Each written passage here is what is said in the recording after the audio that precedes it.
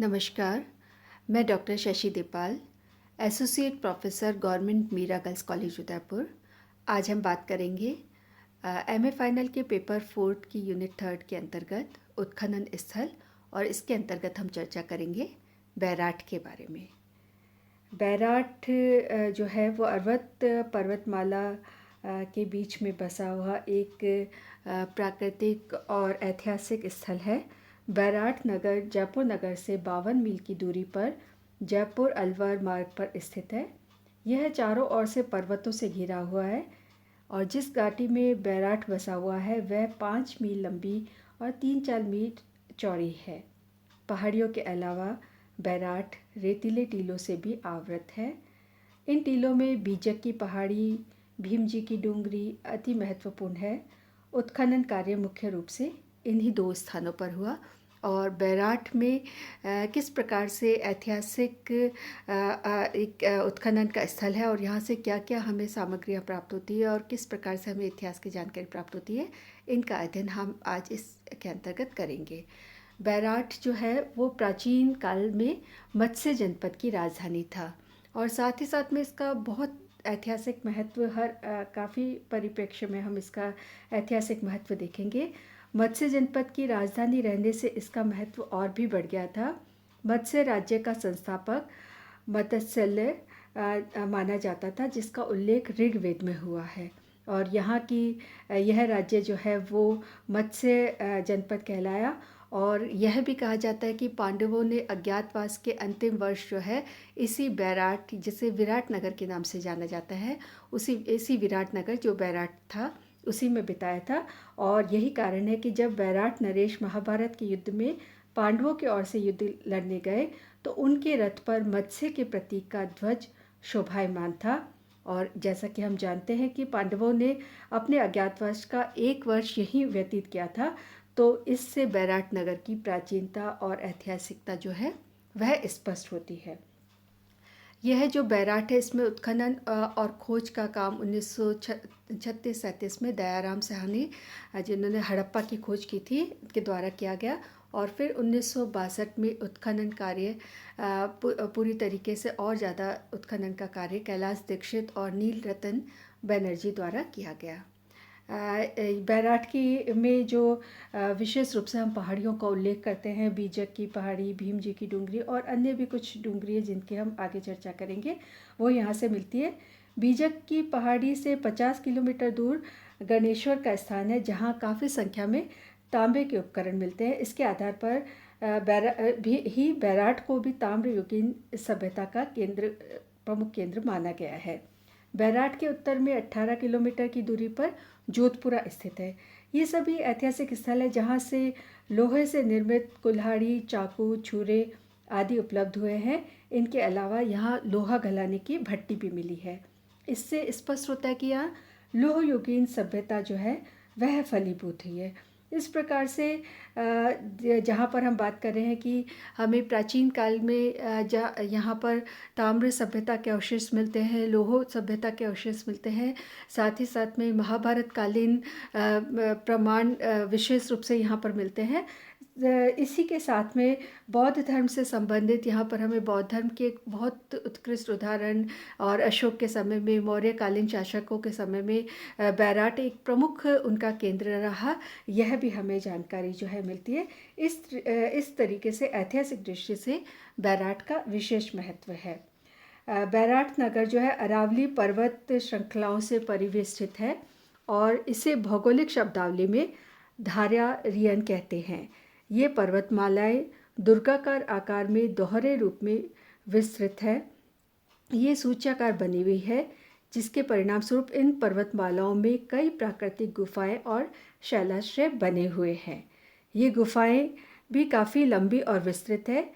कहीं कहीं पहाड़ियों ने पिरामिडों का स्वरूप ले लिया है और वहाँ बहने वाले झरनों और स्रोतों ने उन गुफाओं को ऋषियों के निवास योग्य बनाया है। इसकी भौगोलिक परिस्थिति के कारण बौद्ध भिक्षु भी यहाँ आकर रहने लगे और बौद्ध धर्म एवं संस्कृति का प्रचार प्रसार किया।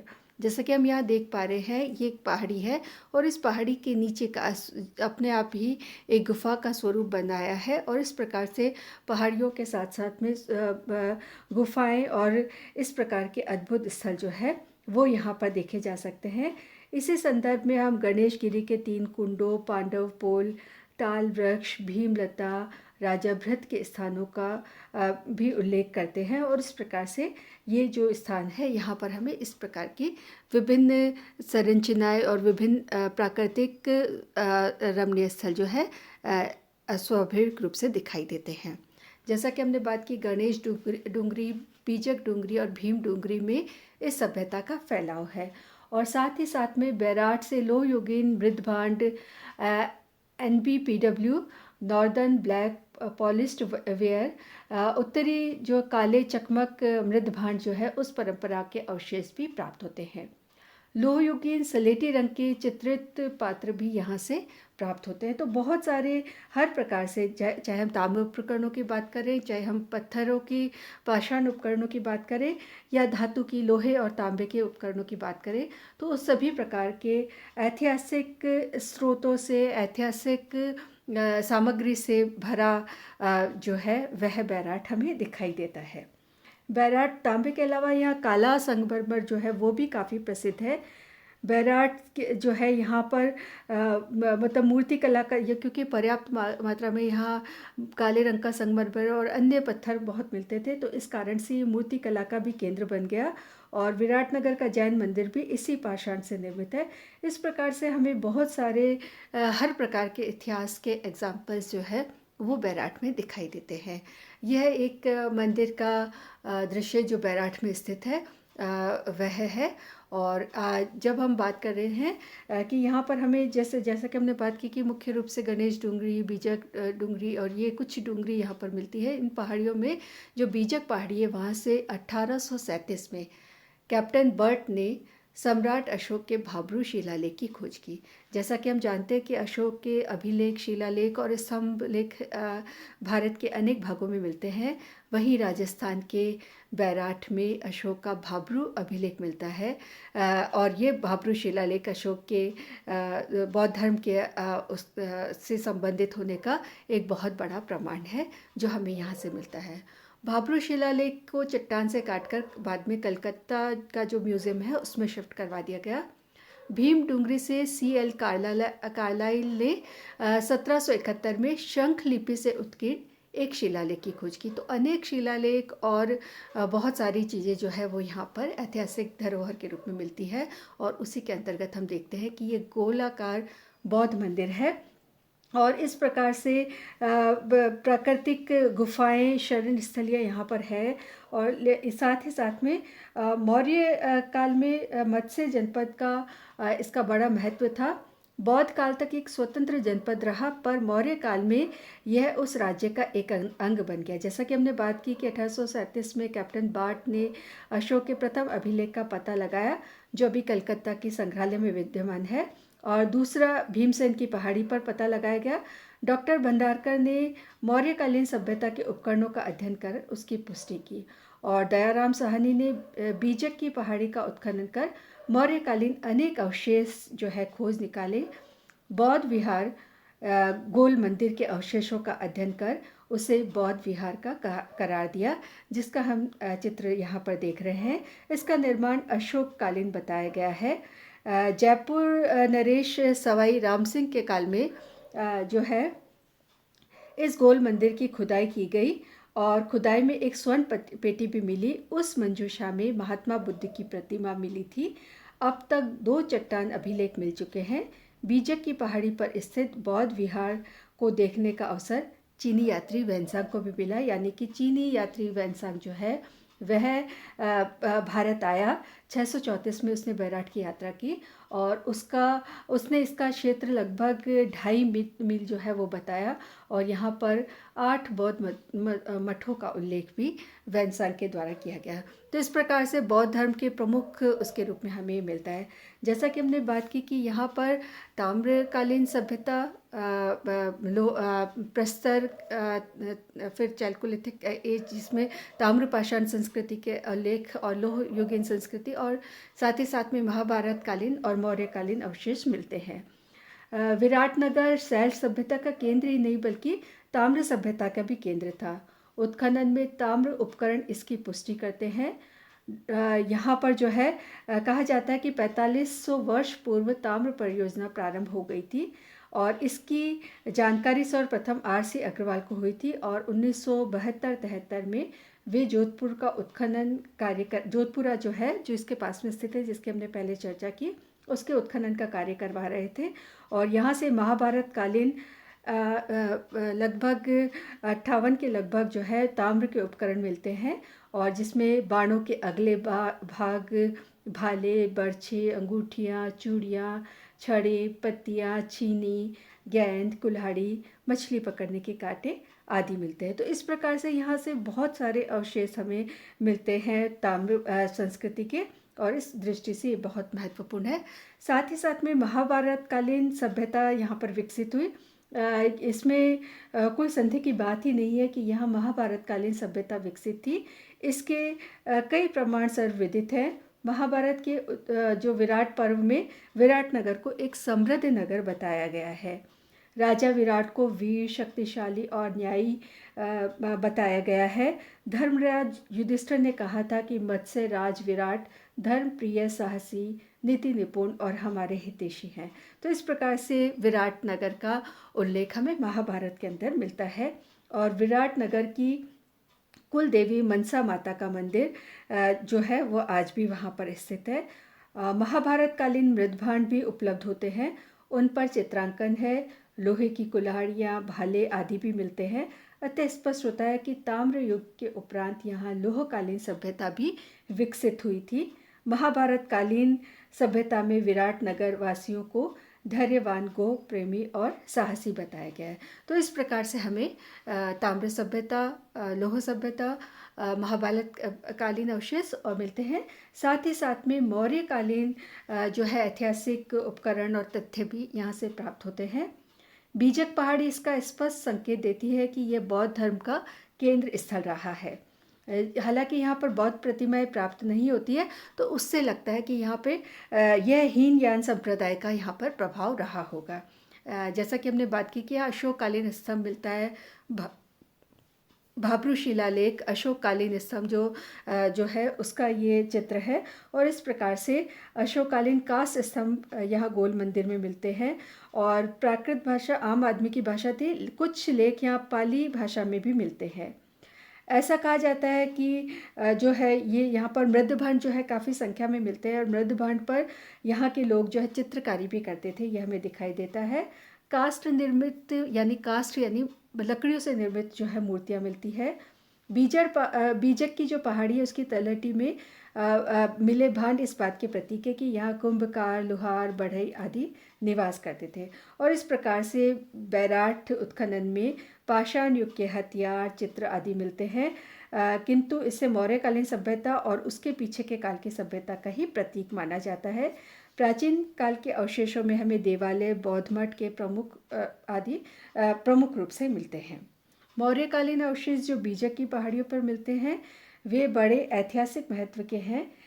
इस पर गोल आकृति का देवालय मिलता है, जिसका चित्र हमने पहले देखा, वह प्राचीन वास्तुकला का प्रतीक है। इसके आसपास 2 बौद्ध मठ भी और मिलते हैं, जिससे पता चलता है कि ये बौद्ध धर्म का एक विशेष स्थान जो है वह यह रहा होगा।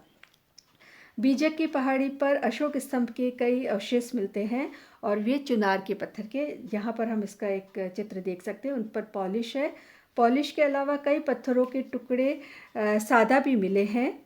अशोक स्तंभ के अवशेषों पर सिंह आकृति के भी पाषाण खंड खुदे उपलब्ध हुए हैं। इससे स्पष्ट होता है कि बैराठ में बौद्ध धर्म का प्रभाव था। जैसा कि हमने गोल मंदिर की बात की, गोल मंदिर जो है वो क्योंकि यहाँ पर बौद्ध मठों के पास में ही मिला है और बहुत इसके अलावा बौद्ध मठ भी प्राप्त होते हैं, वे भी हीनयान संप्रदाय के ही प्रतीक हैं, क्योंकि उस समय तक महायान संप्रदाय शायद प्रचलित नहीं हुआ था। और इसके अतिरिक्त यहाँ पर हमें बौद्ध प्रतिमाएं भी नहीं मिलती है, जो इसका प्रमाण है कि संभवतः इस समय तक हीनयान जो है वही था और महायान शाखा का अभी तक उदय नहीं हुआ था। बैराठ जो है उसका ऐतिहासिक अपना बहुत विशेष महत्व है और इस प्रकार से बैराठ की हम बात करते हैं तो बैराठ में हमें शैल प्रस्तर कालीन सभ्यता का भी एक ये प्रमुख केंद्र था। ताम्रयुगीन सभ्यता तो अपने टाइम में थी ही, लेकिन इससे पूर्व यहाँ पाषाणकालीन सभ्यता भी फलीभूत हो चुकी थी, इसके हमें प्रमाण मिलते हैं। इसलिए बैराठ को पुरातात्विक दृष्टि से भी अत्यंत महत्वपूर्ण समझा जाता है। आदि मानव की शैल सभ्यता के यहाँ अवशेष मिले हैं और वे अवशेष ही यहाँ की सभ्यता को हजारों वर्ष पुरानी सिद्ध करते हैं। स्वयं विराटनगर की पर्वतमालाओं में जो शैल चित्र मिले हैं वे लगभग बहुत प्राचीन जो है वो बताए जाते हैं। 1837 में कैप्टन बार्ट ने जब इन चट्टानों और गुफाओं का निरीक्षण किया, यहाँ से मौर्यकालीन अशोक अभिलेख को भी देखा और फिर उसके पश्चात भीम टहलते, तो यहाँ पर हमें बहुत सारे जो है शैल प्रस्तर कालीन सभ्यता के अवशेष भी जो है वो यहाँ पर हमें मिलते हैं। तो इस प्रकार से बैराठ जो है वो एक बहुत प्राचीन जो है नगर है, एक बहुत प्राचीन वो इतिहास इसका है। महाभारत कालीन जब इतिहास की हम बात करते हैं तो उस युग में बैराठ को विराट नगर के नाम से जाना जाता था, जो अभिमन्यु, जो अर्जुन का पुत्र अभिमन्यु था, उसके ससुर की राजधानी था। और अपने वनवास काल के दौरान जैसे कि हमने बात की कि पांडवों ने 1 वर्ष तक जो अज्ञातवास था उसका समय यहाँ पर बिताया था। साथ ही साथ में बैराठ अभिमन्यु की राजधानी के रूप में भी प्रसिद्ध था। बैराठ में मौर्य काल, मुगल काल, राजपूत स्थापत्य के अवशेष मिलते हैं और अकबर के पुत्र जहांगीर ने भी यहाँ अद्भुत मुगल गार्डन का निर्माण करवाया था।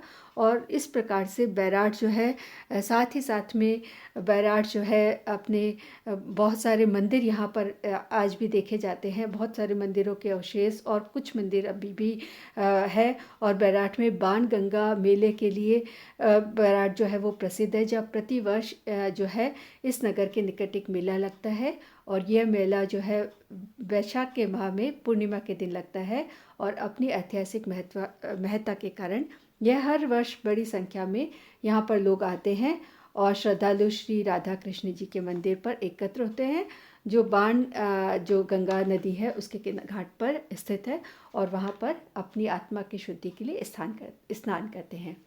इसके बाद में हनुमान जी की वहाँ मूर्ति है, गंगा बिहारी की मूर्ति की पूजा करते हैं। यही निकट एक शिव मंदिर है, गोस्वामी जी का मठ बना हुआ है।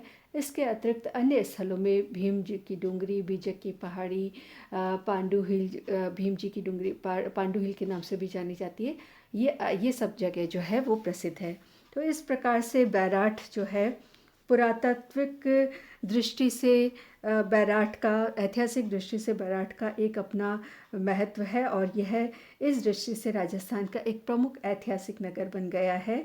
इसकी प्राचीनता को देखकर ही इसके उत्खनन के लिए इसे चुना गया और यहाँ जब उत्खनन का कार्य हुआ, यहाँ जो पुरातात्विक उपकरण प्राप्त हुए उसके आधार पर राजस्थान के पूर्व पुरातत्व निर्देशक डॉक्टर सत्य प्रकाश ने कहा, जो कुछ हड़प्पा और मोहनजोदड़ो को पाकिस्तान में देखकर खोया है उससे अधिक बैराठ में हमें मिला है। यानी यहाँ पर बहुत सारे अवशेष हमें सभ्यता के मिलते हैं। यहाँ के उत्खनन में पूर्व पाषाण काल से लेकर उत्तर पाषाण काल तक के अवशेष प्राप्त हुए। इस प्रकार बैराठ नगर के पहाड़ों के मध्य जो सभ्यता विकसित हुई है उसकी अवधि 6 लाख ईसा पूर्व से लेकर 10,000 ईसा पूर्व तक आकी जाती है।